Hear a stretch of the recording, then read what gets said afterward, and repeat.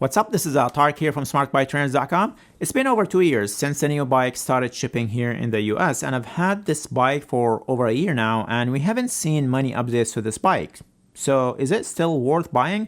So I'm going to talk about my experience with this bike, what changed, is it still accurate, and my general thoughts on the bike, and if you should buy yourself one or stick to a regular smart trainer. Let's talk about what changed first. Only a couple of minor firmware updates were released since I last reviewed the bike.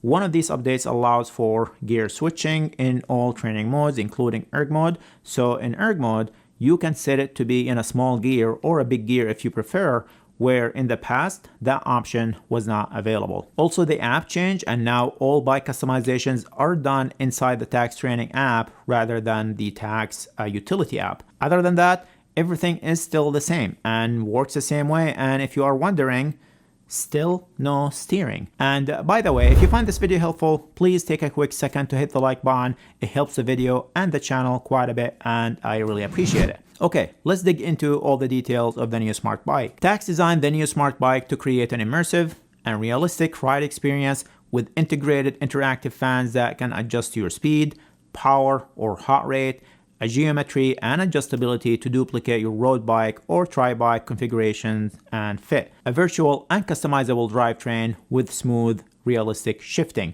a virtual flywheel controlled by 32 neodymium magnets. The NEO bike can simulate descents and road surfaces to experience a feeling of riding on cobblestones and different road patterns. This bike is quiet, accurate, can simulate up to 25% incline and up to 2200 watts. And my favorite features, other than the multicolor LED lights, it is self-powered. You do not have to plug it into a power outlet for it to work, and everything just works.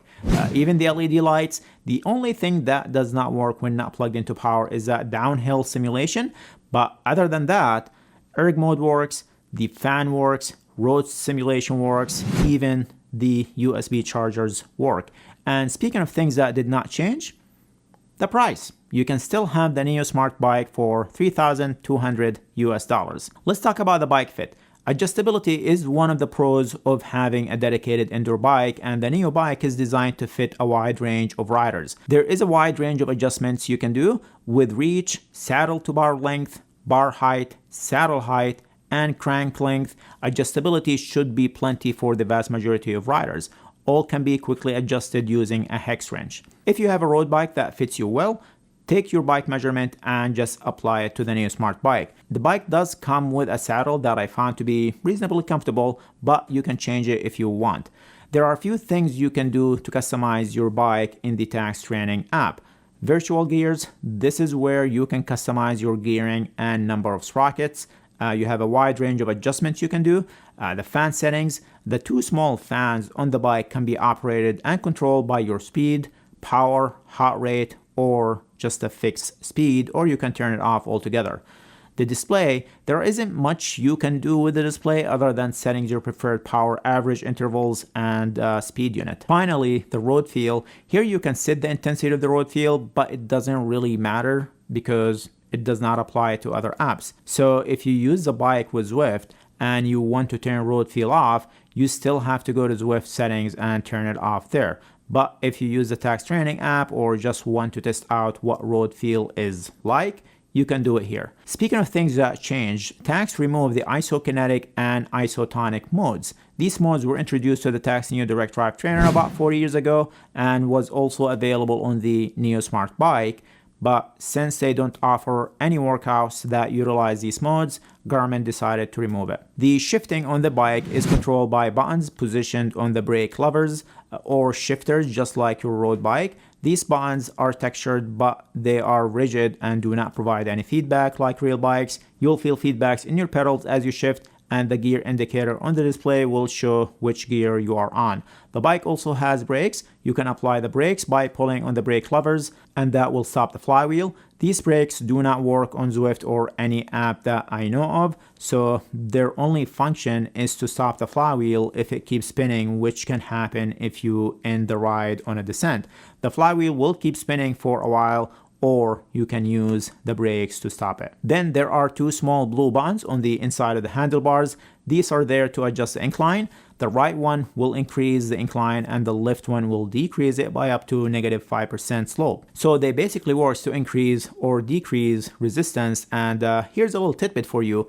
If you put the bike on a negative slope and slightly move the cranks, the flywheel will just spin on its own. Again, these bonds only work if you use the bike on its own without pairing it to a third-party app like Swift, for example. The bike has 2 low-power USB chargers under the main console.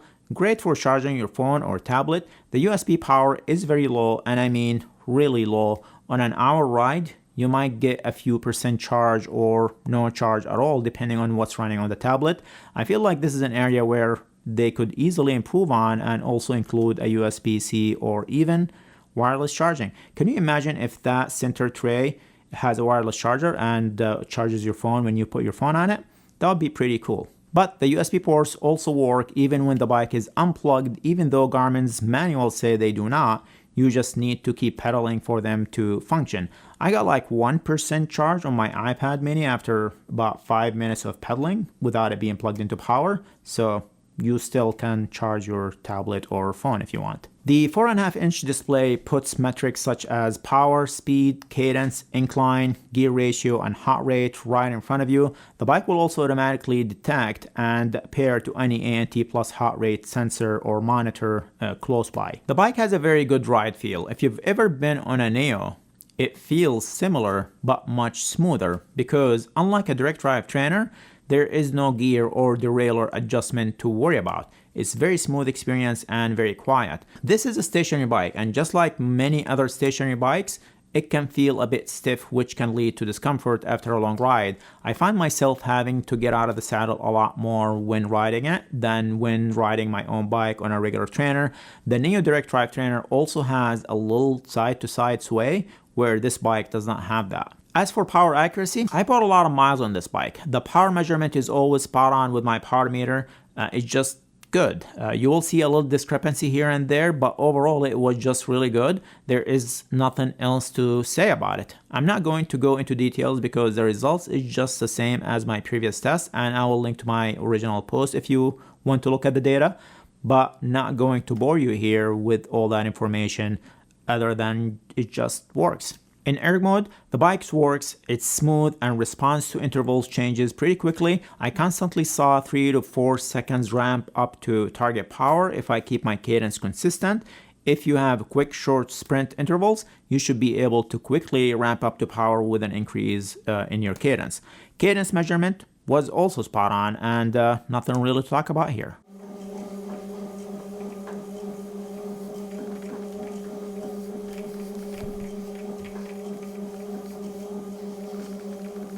As for noise, the bike is really quiet, and you will find it quieter than any direct drive trainer out there because you do not have to deal with your drivetrain, chain, and all the noises that come from having a dirty drivetrain.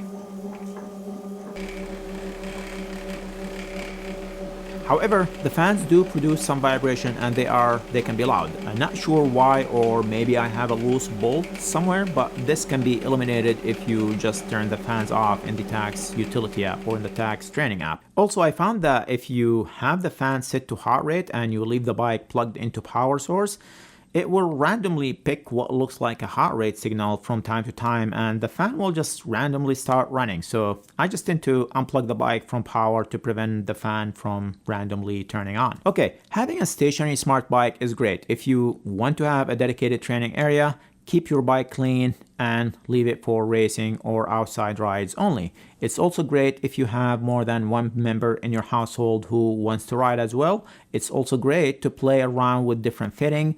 For example, if you want to try out different crank length, you can easily do that with stationary bike. If you want to try out different saddle heights, you can do that. From a riding perspective, I like it, and it's a pleasure to ride and use. The ride feel, virtual gearing, road feel simulation, and the quiet ride is just awesome. The tablet holder, also nice to have a tray to keep your phone. The tablet holder is a little finicky though, and you'll find your tablet sliding from time to time. Would be nice if they add some kind of an anti-slippery type material to prevent the tablet from sliding.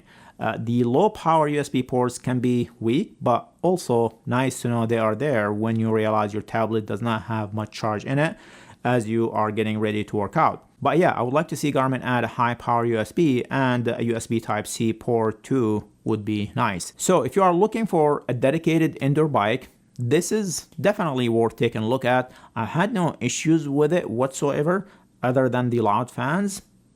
It just works. And if you are a triathlete, you can always get a clip-on aero bars and try to adjust your fit to resemble your tri-bike. And depending on how aggressive your tri-bike fit is, you might be able to duplicate it. Okay, I think I covered everything here. If I missed anything or have any question, please go ahead and ask in the comments. If you are interested in this bike, make sure to check out the smartbiketrainers.com price tracker. I usually keep my eyes on all trainer prices and deals and update the website throughout the year.